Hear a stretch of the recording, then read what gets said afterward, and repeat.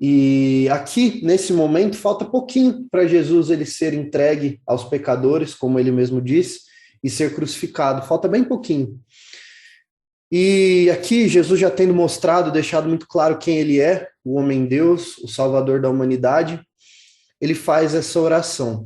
Essa oração, ela, se vocês olharem o começo desse capítulo, ele fala depois de dizer essas coisas, não é?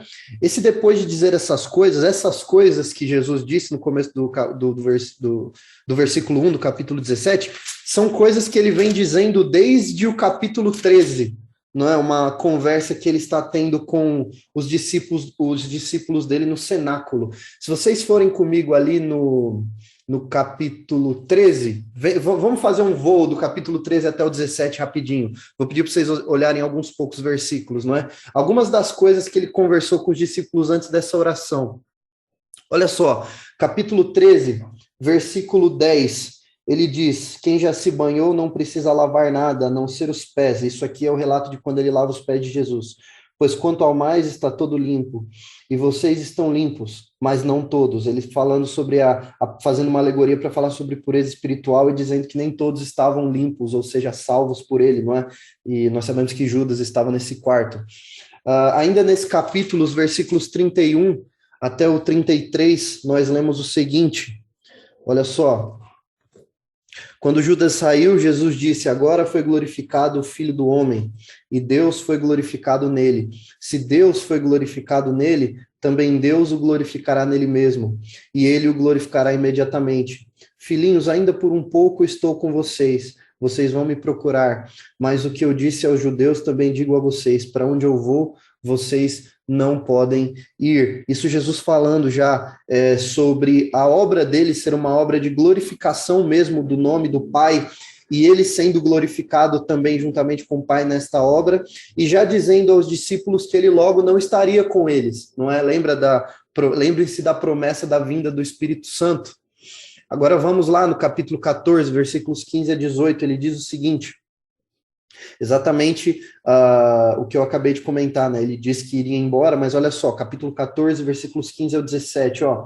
Se vocês me amam, guardarão os meus mandamentos, e eu pedirei ao Pai, e ele lhes dará outro consolador, a fim de que esteja com vocês para sempre. É o Espírito da verdade, ou o Espírito Santo, que o mundo não pode receber, porque não o vê, nem o conhece. Vocês o conhecem, porque ele habita com vocês e estará com vocês. Então Jesus promete que não deixaria os discípulos sozinhos, que ele enviaria o Espírito Santo.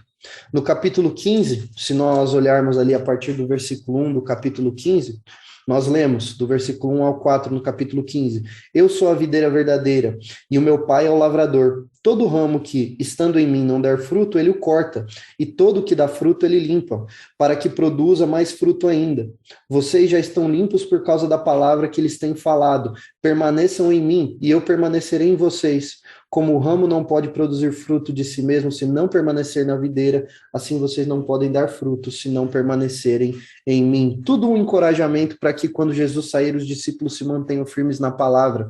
Veja que aqui ele está falando sobre, nós sabemos que existe uma diferença do hall de membros da igreja terrena para o hall de membros da igreja celestial, né? Tem algumas diferenças ali. A gente sabe que tem muita gente que está no hall de membros da nossa igreja terrena que não está no hall de membros da igreja espiritual, e esses são os ramos que são cortados, não é? No juízo. E Jesus está falando sobre a frutificação que tem que acontecer aqui nesse trecho para que a pessoa seja autenticada como um membro real, não é, da igreja verdadeira. Ainda no mesmo capítulo, nos versículos 18 e 19, Jesus diz o seguinte: se o mundo odeia vocês, saiba que antes de odiar vocês, odiou a mim. Se vocês fossem do mundo, o mundo amaria o que era seu. Mas vocês não são do mundo, pelo contrário, eu deles os escolhi, e por isso o mundo odeia vocês. Ele mostrando para nós que nós podemos ficar tranquilos em relação a qualquer despejar de ódio que o mundo venha a fazer sobre nós, porque esse ódio é um ódio contra Cristo, não é um ódio diretamente contra nós, e nós, como estamos em Cristo, não é?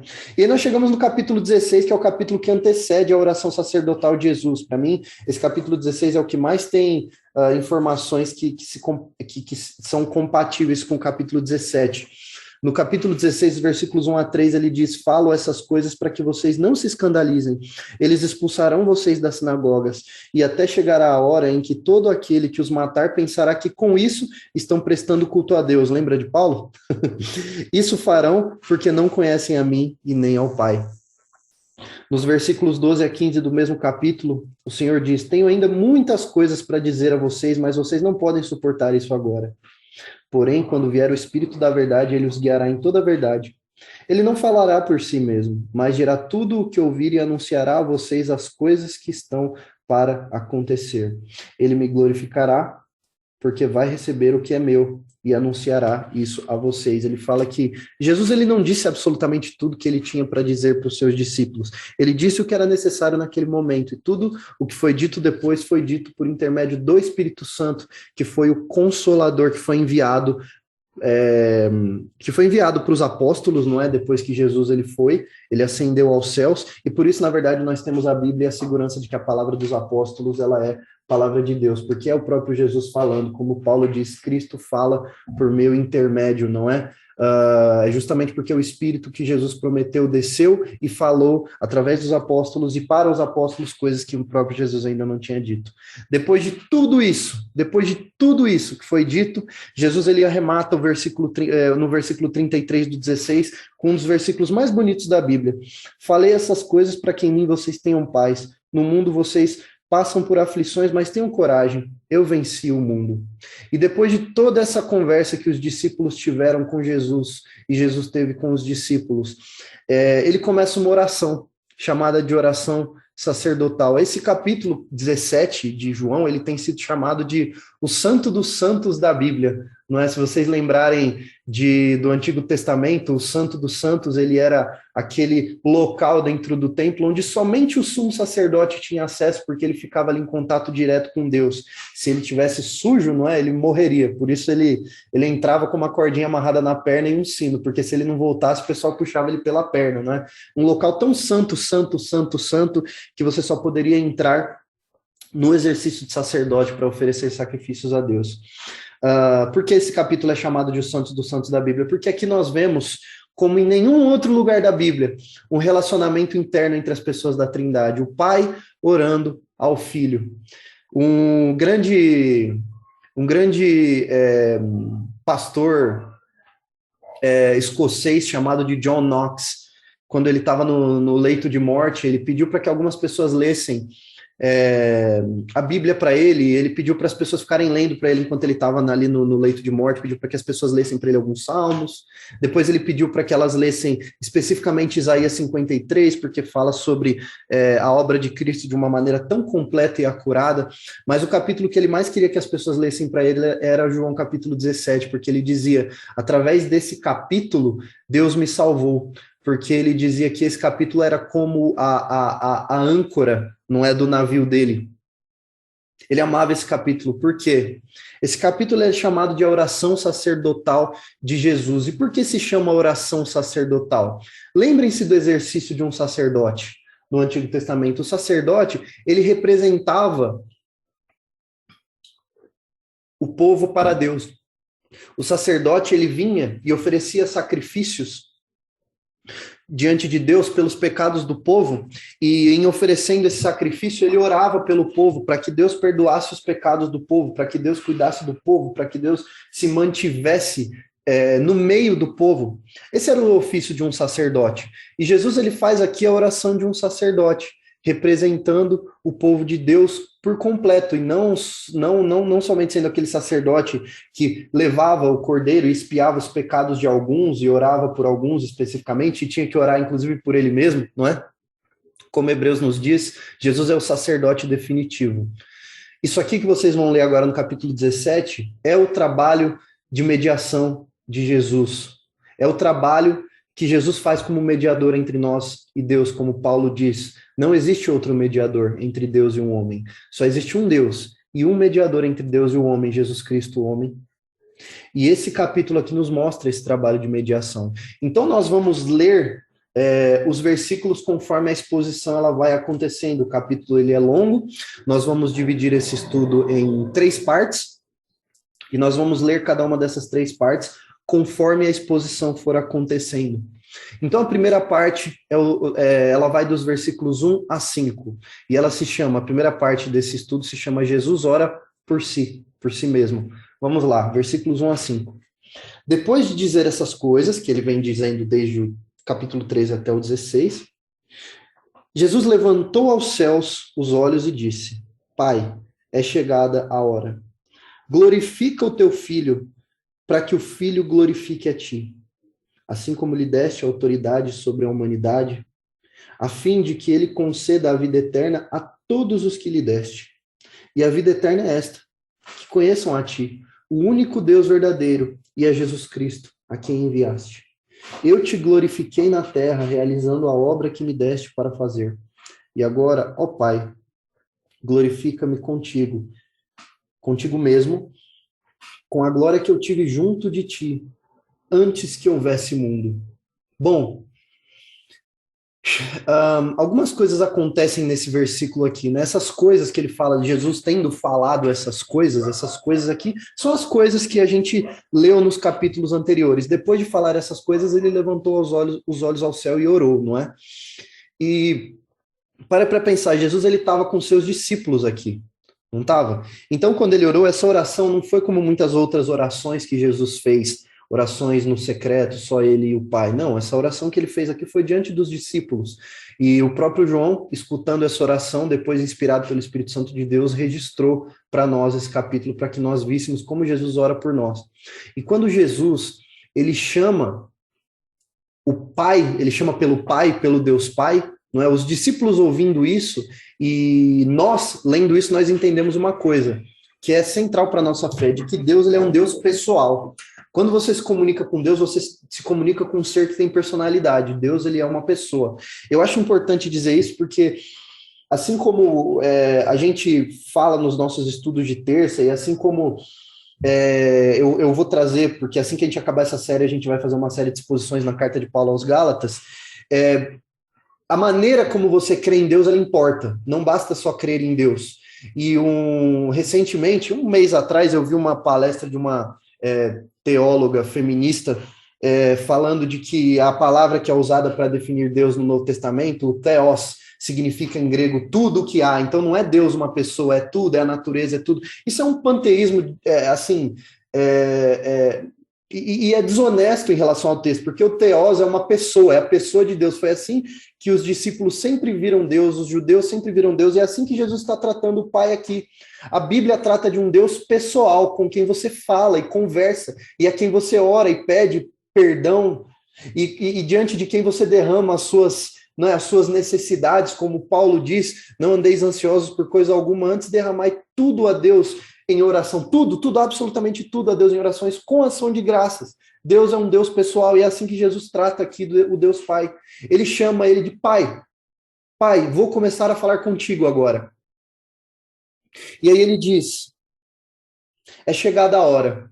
Se vocês lerem ao longo dos evangelhos, Jesus, por várias ocasiões, ele diz, ainda não é chegada a minha hora. Jesus saiu dali porque a hora não era chegada. Quando ele expulsa os endemoniados lá os endemoniados gadarenos, até os demônios sabiam que havia uma hora para tudo. Eles diziam, filho do homem, vem atormentar a gente aqui antes da hora. E por várias vezes a gente lê ao longo dos evangelhos, ainda não era chegada a hora dele. Em João 4, João 6, as pessoas queriam ungí-lo como rei, porque ele tinha multiplicado pão e peixe para todo mundo. Ele sumiu. Por quê? Porque ainda não era chegada a hora, certo? Mas aqui ele diz, é chegada a minha hora, chegou o momento.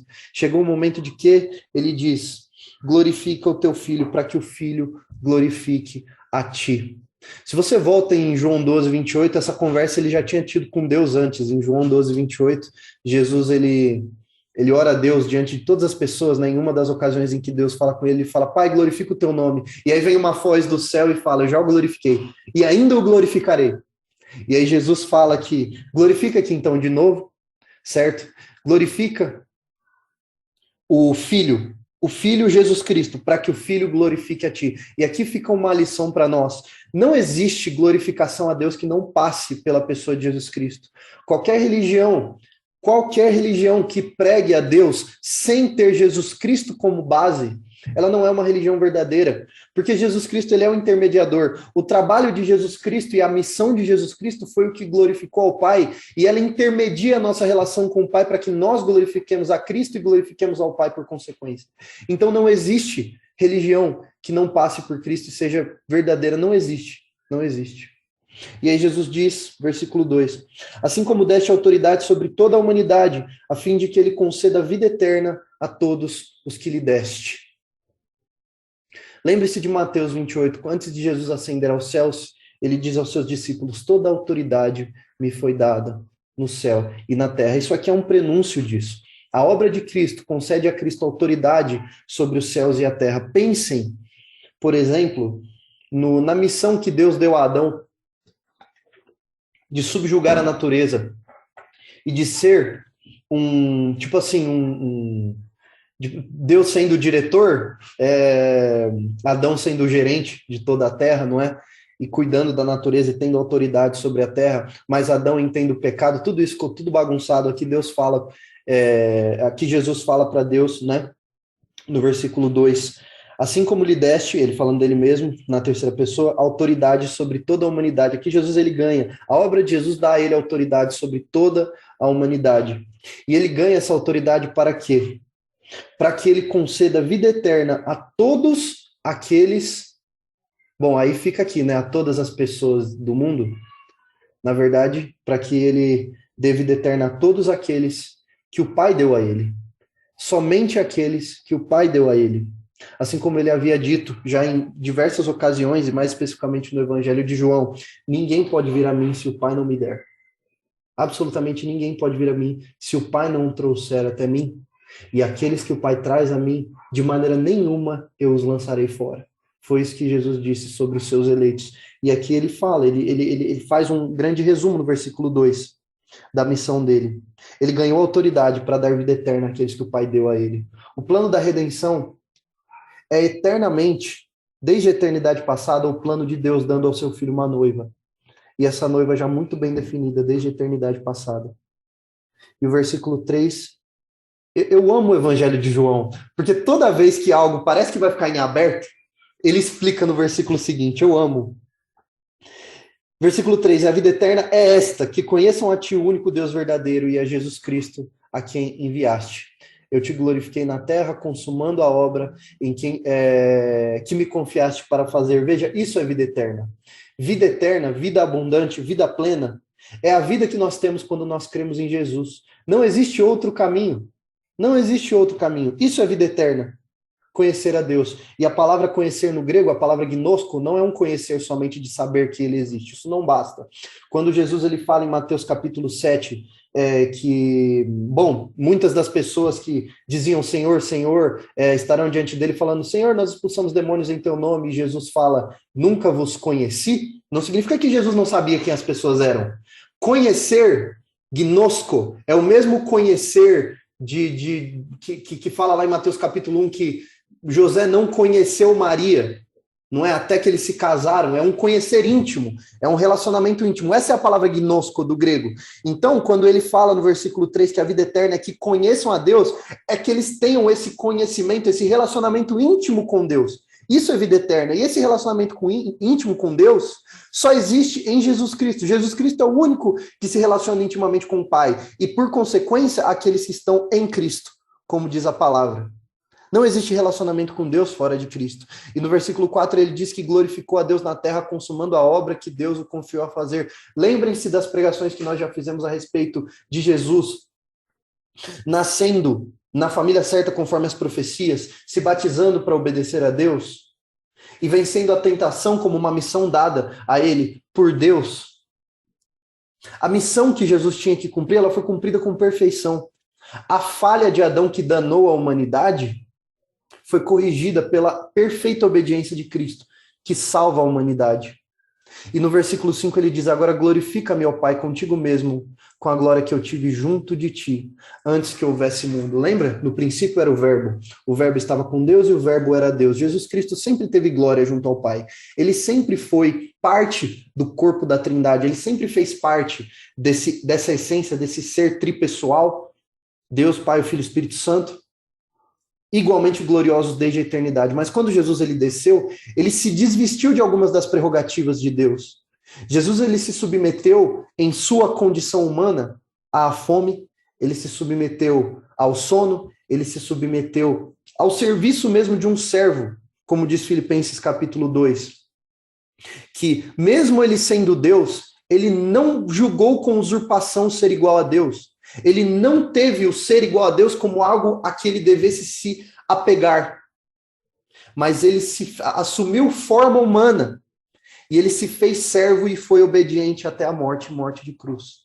Jesus, quando ele estava aqui, nós lemos ocasiões em que ele diz, por exemplo, nem o filho sabe quando o mundo vai acabar. Há ocasiões em que ele pergunta aos discípulos, o que as pessoas estão dizendo sobre mim? Nós vemos que no tocante à natureza humana de Jesus, e lembre-se, não podemos separar a natureza humana da divina dele, esse é o grande mistério da encarnação de Cristo, mas a natureza humana de Cristo, assim como não tem os atributos da divina, que são a eternidade, por exemplo, a natureza humana de Cristo passou a existir em algum momento, então não é eterna, ela é infinita, ela vai existir para sempre, mas houve um tempo em que ela não existiu. Assim como a onipotência, por exemplo, não estava ali, a onipresença, perdão, não estava na natureza humana de Jesus, porque a natureza humana de Jesus estava em um só lugar.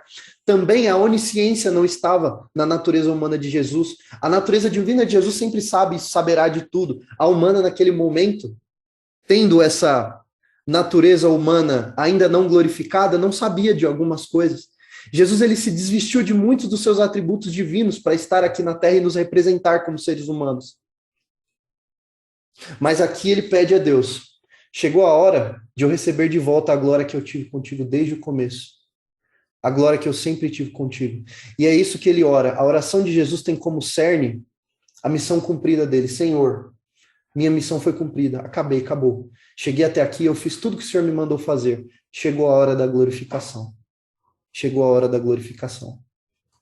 E aí, agora nós vamos para a segunda parte da nossa mensagem, que só poderia existir com a missão de Jesus completa. Agora Jesus passa a orar pela humanidade.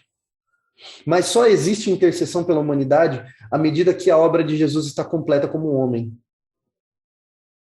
Vamos ler dos versículos 6 até o 19. Tomar uma aguinha.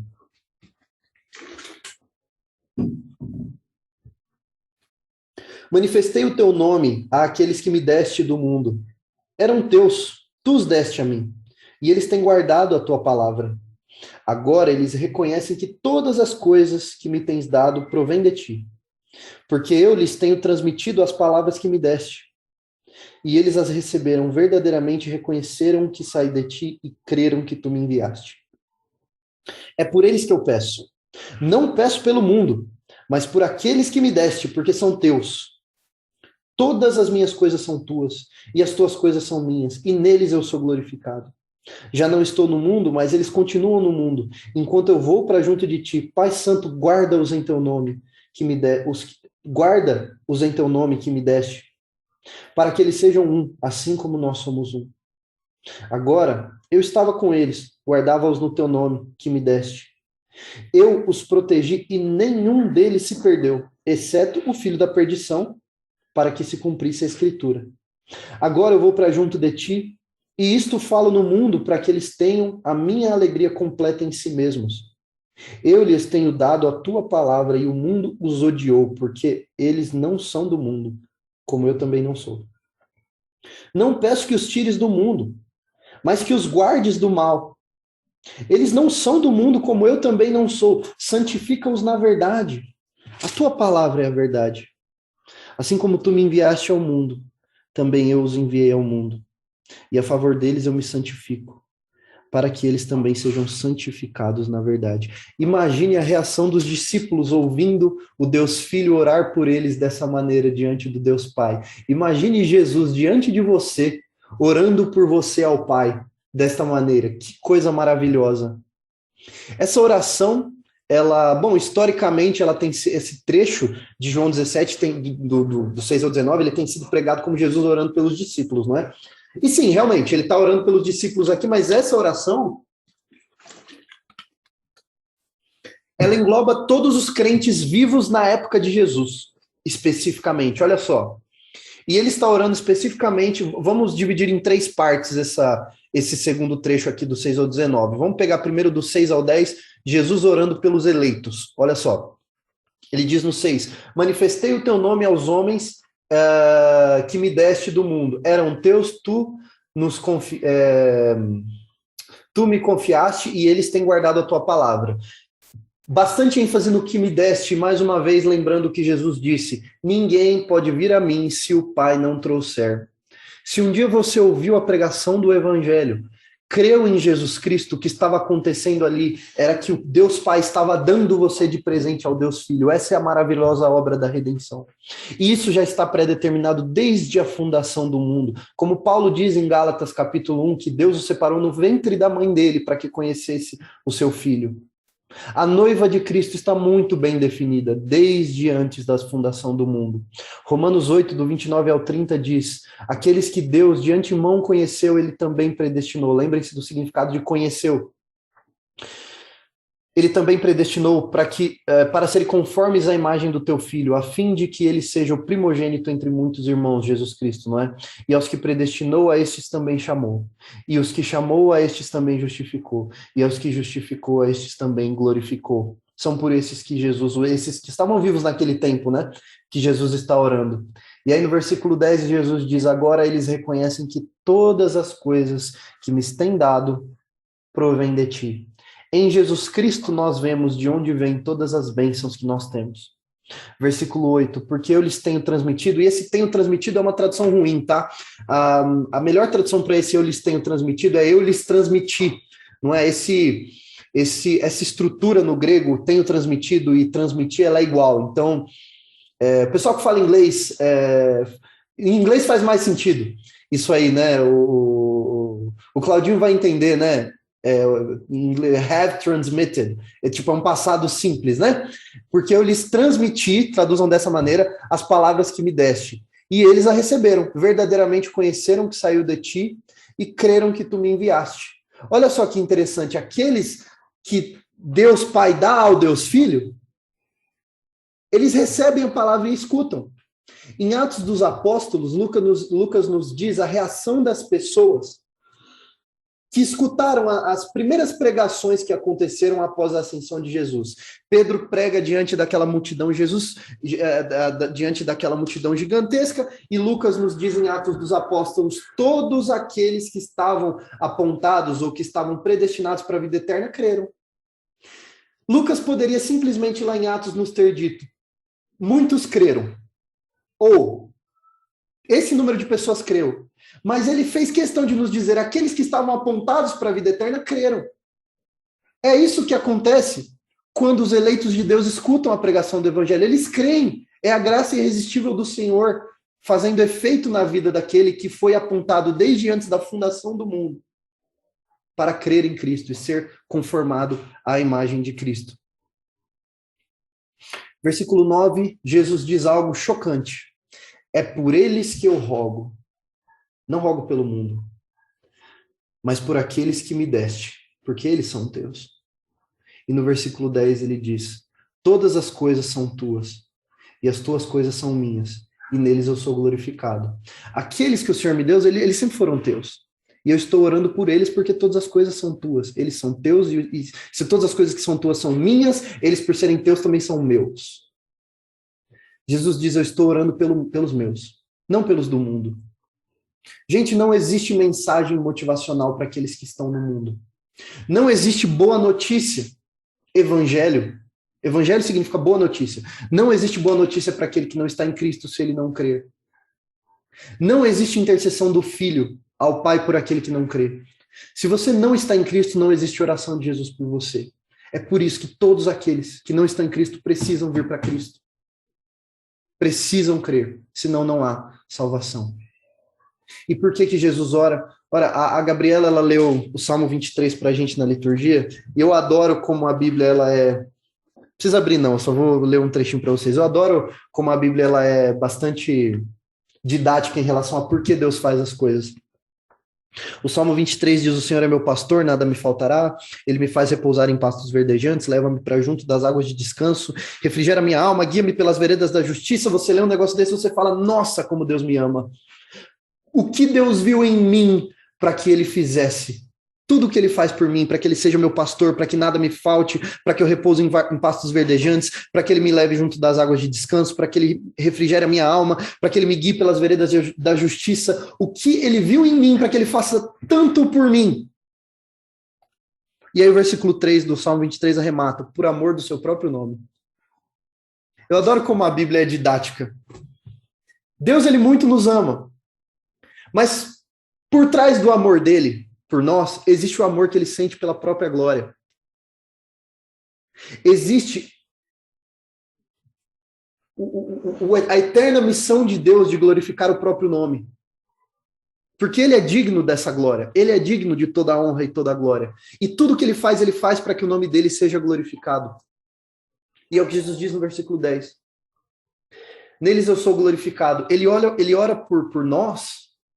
E ele faz a obra em nós para que o nome de Deus seja glorificado em nós. Ora, não foi o que ele nos mandou fazer?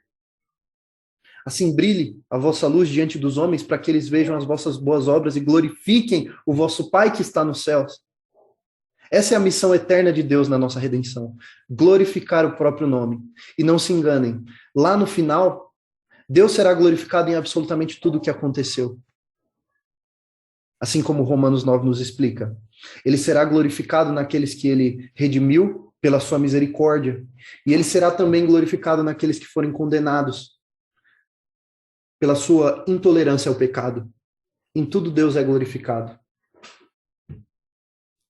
Jesus orou para que o nome dele fosse glorificado em nós. Agora, essa segunda parte também tem um outro trecho, não é? Jesus, ele também ora pela nossa proteção na sua ausência, versículos 11 ao 13. Já não estou no mundo, mas eles continuam no mundo, ao passo que eu vou para junto de ti. Pai Santo, guarda-os em teu nome, que me deste, para que eles sejam um assim como nós. Quando eu estava com eles, guardava-os no teu nome, que me deste, e protegi-os, e nenhum deles se perdeu, exceto o filho da perdição, para que se cumprisse a escritura. Mas agora vou para junto de ti. E isso no mundo, e isto falo no mundo, para que eles tenham o meu gozo completo em si mesmo, em si mesmos. A primeira coisa que eu queria apontar sobre esse trecho é o número de vezes que ele fala: meu nome, guarda-os em teu nome que me deste, né? Em teu nome que me deste. A gente tem que lembrar que a glorificação de Jesus Cristo, ele passa pelo eterno decreto de Deus. E também esse negócio do nome é um negócio que tem muito mais peso na cultura judaica do que tem para nós, não é? Escolher o nome de um filho na época tinha muito a ver com aquilo que o filho representaria. Jesus Cristo, lá em Mateus capítulo 1, se vocês se lembrarem, ele recebeu o nome Jesus, né, Yeshua, que significa Yahvé salva, né? Isso é Mateus capítulo 1, versículo 21, se eu não me engano. Ele recebeu esse nome porque, versículo 21, aqui, ó. Ele dará à luz a um filho e você porá o nome dele de Yeshua, ou Yahvé salva, não é? Por quê? Porque ele salvará o seu povo dos pecados deles. É isso que o nome de Jesus representa. Por trás do nome de Jesus, o nome que Jesus recebeu, que é acima de todo nome, está a missão dele na terra, que é a de salvar. E aí ele diz: eu já não estou no mundo, mas eles continuam. Jesus entendia: eu, homem, Jesus, homem, está saindo desse meio aqui. Mas eles vão continuar. Então eu vou orar por eles, para que eles continuem sendo guardados enquanto eu não estava aqui, porque enquanto eu estava aqui, eu estava guardando eles no teu nome, Pai, nome que o Senhor me deu. Para quê?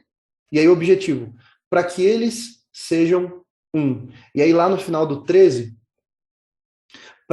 vou para junto de ti e falo isso, e falo no mundo para que eles tenham o meu gozo completo em si mesmos. Veja, uma das orações que Jesus faz por nós é a de que nós sejamos um, assim como ele no Pai é um. E a gente vai explorar isso um pouco mais lá na frente, mas ele está orando para que haja aqui uma unidade na igreja, ok? Ele diz no versículo 12, nenhum deles se perdeu, e aí falando especificamente dos discípulos aqui, né? Jesus fala: aqueles que o Pai me dá, de maneira nenhuma os lançarei fora, mas aí ele fala: exceto o filho da perdição. Por quê? Porque ele não quis, porque o filho da perdição é Judas, né? Que se perdeu. Ele já não estava. Aí ele se perdeu por quê? Porque ele não quis, porque ele perdeu a salvação, por quê? Ele fala, para que se cumprisse a escritura mesmo. Judas já tinha sido apontado para a perdição há muito tempo. A escritura previa que Jesus seria vendido por Judas. E Judas ele se perdeu conforme a escritura falou, não é? E aí, gente, um pequeno comentário, assim como a nossa confissão de fé fala, a confissão batista, não é? Jesus ele ora muito pelos seus, né, pelos seus eleitos e tal. Ele fala daquele, eu não oro pelo mundo, ó, esse que já estava destinado à perdição ele se perdeu mesmo, mas os que o Senhor me deu estão comigo. Veja, quando nós somos salvos pela eterna eleição de Deus, porque Deus decidiu nos salvar, né? Mas aqueles que vão para o inferno, eles não vão para o inferno assim de maneira decretiva. A nossa confissão ela interpreta da seguinte maneira, e eu concordo plenamente com ela: o homem vai para o inferno por causa do pecado dele. E o homem que é salvo porque Deus salvou ele do pecado dele. Romanos capítulo 1 nos diz que quando alguém é perdido, o que Deus fez foi simplesmente tirar a mão e deixar que as pessoas seguissem o fluxo da vida dela que elas queriam seguir. Deus, ele, digamos assim, a pré-ordem de Deus para que as pessoas vão para o inferno é muito mais uma consequência do pecado da humanidade contra Deus do que qualquer coisa. Mas aqueles que vão para o céu e são salvos são porque Deus ativamente agiu para que eles fossem salvos. Jesus ativamente morreu por esses na cruz e Jesus ativamente agiu para que esses fossem salvos, ok?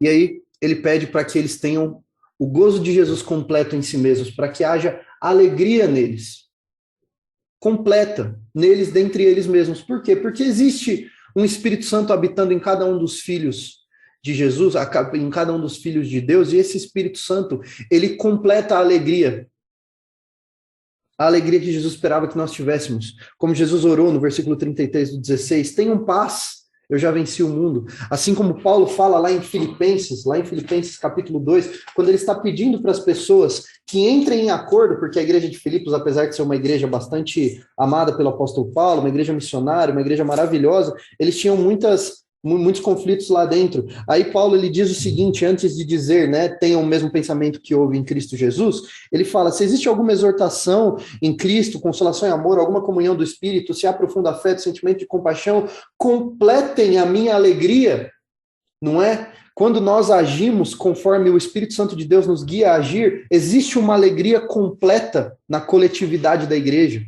E é por isso que Jesus está orando aqui no versículo 13. E o terceiro pedaço desse trecho vai do 14 até o 19. Jesus ora para que nós sejamos protegidos do mundo, olha só. Eu lhes tenho dado a tua palavra. De novo, uma tradução meio ruim. O ideal aqui seria eu lhes dei, né? Eu lhes dei a tua palavra e o mundo os odiou. Lembrem-se disso quando as pessoas não gostarem do que você fala quando você prega o evangelho. Eu lhes dei a tua palavra e o mundo os odiou. Versículo 14. Por quê? Porque eles não são do mundo. As palavras que eles pregam não são do mundo. Assim como eu também não sou. Vejam, 2 Timóteo 3,12, Paulo nos diz que todos os que querem viver piedosamente em Cristo Jesus serão perseguidos. 1 João 2, do 15 ao 17, diz, não amem o mundo nem as coisas que há no mundo. Se alguém ama o mundo, o amor do Pai não está nele. Porque tudo que há no mundo, os desejos da carne, os desejos dos olhos, a soberba da vida, não procede do Pai, mas procede do mundo. Ora, o mundo passa, bem como seus desejos, mas aquele que faz a vontade de Deus permanece para sempre. Vejam como isso está em perfeita harmonia com o que Jesus está dizendo aqui. Eu lhes dei a tua palavra, o mundo os odiou. Por quê? Porque eles não são do mundo. Assim como eu também não sou. E é por isso que todos aqueles que vivem piedosamente em Cristo são perseguidos pelo mundo, porque não são do mundo. É por isso que não podemos amar o mundo nem as coisas que há no mundo, porque nós não somos do mundo. Não podemos amar as coisas do mundo, porque Deus nos manda amar as coisas eternas, e tudo que é do mundo passa. Mas aquele que faz a vontade de Deus permanece para sempre, e permanece porque Jesus está aqui orando por eles, e intercedendo por eles. Versículos 15 e 16, não peço que os tires do mundo, e sim que os guardes do mal. Eles não são do mundo, como eu também não sou. Então é tipo assim, é quase como se ele estivesse dizendo assim, eles já não são do mundo, então não precisa tirá-los de lá, porque eles já estão guardados em mim, que não sou do mundo. Então o fato deles estarem dentro do mundo não significa que eles são do mundo, eles não são do mundo, não precisa tirá-los de lá. E no primeiro século existia uma vertente do judaísmo no primeiro século. Existiram muitas, né? A gente tem nossas denominações hoje, né? Batista, presbiteriano. No primeiro século também existiam várias denominações de judeus, né? Os essênios, os fariseus, os saduceus, os elotes, vários. E um deles, os essênios, eles eram conhecidos por tentarem preservar a própria santidade, se isolando completamente de tudo e de todos. E assim eles não pecavam, não é? Mas, assim, ainda existem movimentos cristãos ao redor do mundo que tentam fazer isso, né? Eu ouvi de um na Argentina, que um amigo meu foi visitar lá e tal, uma igreja que eles têm as próprias coisas deles, as escolas deles, os trabalhos deles, só trabalham ali em comunidade de cristãos para não se manchar com o mundo. Assim, justo, né? Se o teu olho esquerdo te faz pecar, arranca e joga ele fora, que é melhor entrar com ele, sem ele no céu do que com ele no inferno. Mas esse isolamento, ele não é o que nos santifica, e a gente vai ver já já o que santifica no versículo 17. Esse isolamento não é o que santifica, porque o problema, ele vai muito além daquilo que acontece no mundo. O problema, ele está dentro de nós. O problema do ser humano é o próprio ser humano, o problema de cada um de nós somos nós mesmos. Tirar do mundo não adianta, isolar do mundo não adianta, porque o problema está dentro de nós. A verdadeira santificação não está em sair completamente do mundo e se isolar do mundo. A santificação verdadeira está no versículo 17. Olha, gente, olha o versículo 17 comigo. Santifica-os na verdade. O que santifica o ser humano é a verdade. E Jesus disse, eu sou o caminho, eu sou a verdade e eu sou a vida. A palavra nos diz, conheçam a verdade e a verdade libertará vocês. E é muito bom que Jesus tenha sido bastante específico nesse versículo, porque em tempos de relativismo moral, não é o que é verdade para você, não é verdade para mim e tal, eu acho que o céu é azul, mas você acha que é verde, tudo bem, né? E todo mundo anda de mão dada em harmonia, porque cada um tem a sua verdade. Isso, diante da Bíblia, é uma grande mentira. Jesus foi muito específico, ele diz, santifica-os na verdade, a tua palavra é a verdade. O que santifica o crente? Como a oração de Jesus pela santificação do crente é respondida? Através da palavra de Deus. E aqui fica, gente, a maior exortação das minhas pregações. Eu sempre falo isso, eu acho que o meu ministério vai estar calcado nisso. Leiam a Bíblia, conheçam a palavra de Deus. Se existe dificuldade na santificação de qualquer área da vida de vocês, se existe a dificuldade em seguir a Deus nos mínimos detalhes, ou se muitas vezes parece que você nem enxerga aquilo em que você deveria ser santificado, existem duas possibilidades para o que está acontecendo. Ou você não é convertido, porque assim, a oração que Jesus fez ao Pai, vamos combinar que ela é respondida, certo? Vamos combinar que a oração que não é respondida, de acordo com o Tiago, é aquela que é feita assim, tipo, vocês oram e não recebem porque vocês pedem mal, porque o que vocês pedem é de acordo com com a própria ganância de vocês, não é? Esse tipo de oração Deus não responde. Não há nada disso na oração de Jesus. Tudo que ele pede ao Pai é respondido. E se ele pediu pela nossa santificação, nós seremos santificados até a glorificação. Então, se existe dificuldade na santificação de alguma área da sua vida, das duas uma. Ou você não está em Cristo e não faz parte dessa oração, ou não está sendo colocado em prática o meio de graça através do qual Deus santifica o homem, e é através da palavra. A sua santificação só acontece através da palavra, da exposição à pregação da palavra, do seu devocional conhecendo a palavra. Jesus disse, santifica esses que o Senhor me deu na verdade, que é a tua palavra. Só ocorrerá a obra santificadora de Deus na tua vida se você conhecer, estudar e meditar na palavra. É assim que você é santificado, é assim que todos nós somos santificados. Continua me ouvindo? Opa, voltou. Voltou? É bom para acalmar os nervos. Versículos 18 e 19. Assim como tu me enviaste ao mundo, eu também os enviei ao mundo. E a favor deles, eu me santifico a mim mesmo, para que eles sejam santificados na verdade. Vejam, lembrem-se que Jesus, ele nem sempre esteve no mundo, ele pisou no mundo em um determinado momento, né? A gente lê em João 1 que o verbo esteve com Deus e era Deus desde a eternidade, mas em determinado momento o verbo se fez carne e habitou entre nós, certo? Isso aconteceu em um determinado momento. Deus o enviou ao mundo, e ele diz, assim como o Senhor me enviou ao mundo, para quê? Para cumprir uma missão, eu os envio ao mundo. Isso faz uma alusão ao ID. Ele fala para os discípulos, eu estou enviando vocês como ovelhas ao matador, como ovelhas diante dos lobos. Ele fala, Pai, assim como o Senhor me enviou, ele está dizendo a Deus, eu estou enviando agora eles. E aí ele fala, a favor deles eu me santifico. Aí uma coisa muito interessante é a natureza do verbo santificar. Jesus fala nesse trecho que não os tire do mundo, mas os proteja do mundo. O que significa santificar? A gente aprende a vida inteira. Santificar significa separar. E aí ele está falando, eles não são do mundo, proteja-os do mundo.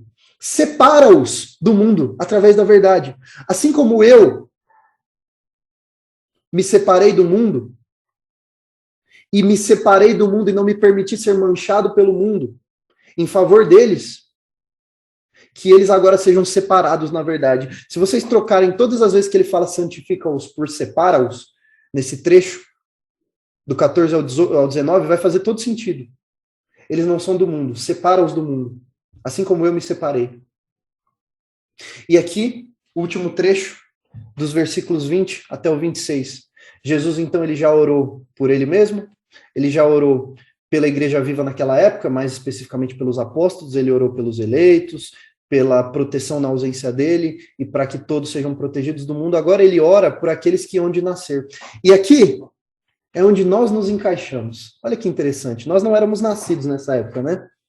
Quando Jesus fez a oração, nós não éramos nascidos. Quando ele passa a orar pelas pessoas que ainda não nasceram, mas que viriam a crer, ele tinha eu, o Claudinho, a Tati, a Gabi, a Lorena, a minha mãe, o tio Newton, todos na mente dele naquele momento.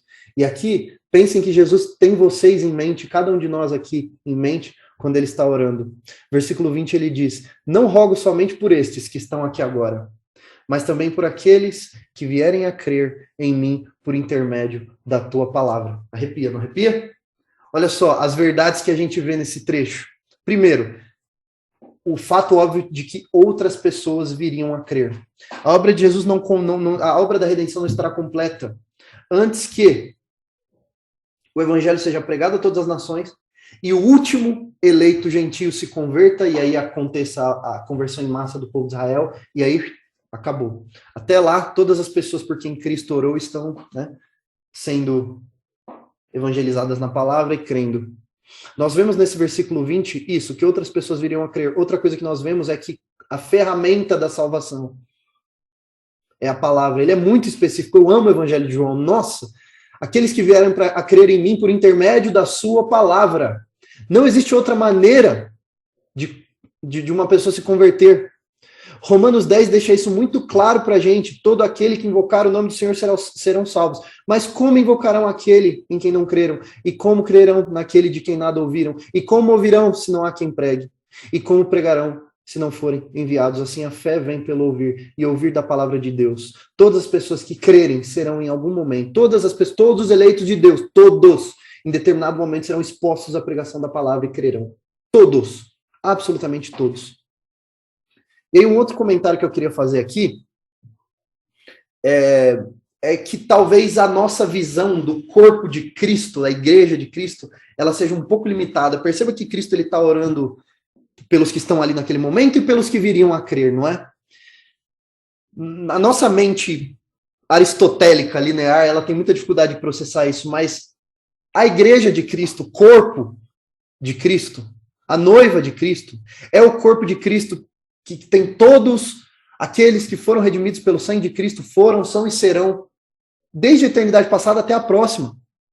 A igreja espiritual da qual nós fazemos parte, gente, Noé está no hall de membros dessa igreja, Moisés está no hall de membros dessa igreja, Davi faz parte da igreja da qual nós fazemos parte, os apóstolos fazem parte da igreja da qual nós fazemos parte, os pais da igreja, Policarpo, Orígenes, Agostinho, todos eles fazem parte da igreja da qual nós fazemos parte, os reformadores, Lutero, Zwingli, Armínio, Calvino, John Wesley, todos eles fazem parte da igreja da qual nós fazemos parte. Os puritanos fazem parte da igreja da qual nós fazemos parte, Jonathan Edwards, Charles Spurgeon.